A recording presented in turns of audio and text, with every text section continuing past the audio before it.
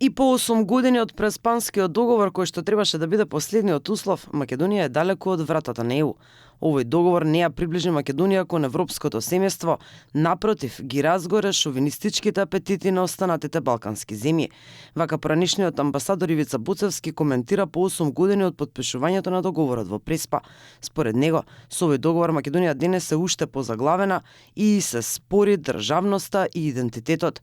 Наместо Преспанскиот договор да представува извлекување од лошата деценија, го предизвика спротивното, подвлекува Буцевски. Преспанскиот договор не само што не ги отвори европските порти за Македонија, туку напротив само ги распали старите балкански шовинистички апетити насекаде во регионот.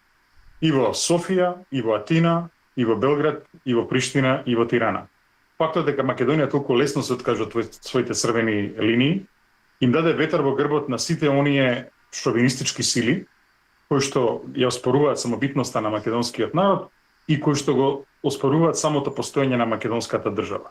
Буцевски потсети дека договорот е донесен со измама на Заев, кој тврдеше дека нема да го смени името, но го направи тоа. Според него има и нешто позитивно од договорот во Преспа, а тоа е културниот отпор кој го покажуваат граѓаните за употребата на новото уставно име. Никаде и никогаш, ниту на улиците, ниту во јавните дебати се употребува новото име со придавката, вели Буцевски.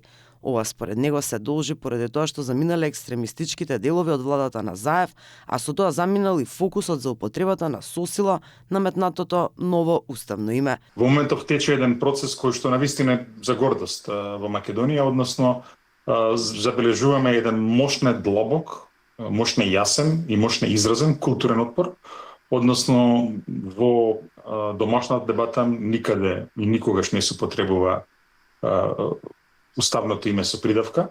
Инаку Македонија реализираше голем дел од преземените уврски. Беше извршена промената на уставното име, беа направени промени во документите за лична идентификација, регистарските таблички, како и усогласување во институциите и државната администрација. Од грчка страна се уште не се ратификувани 3 меморандуми за соработка, а не е одржан ниту вториот совет за соработка на високо ниво, иако договорот предвидува вакви средби да се одржуваат најмалку еднаш годишно. Грција не ги промени ниту таблите со кои државата е именувана како Скопје. И покрај политичките несогласувања, економската соработка меѓу двете земји бележи одреден напредок.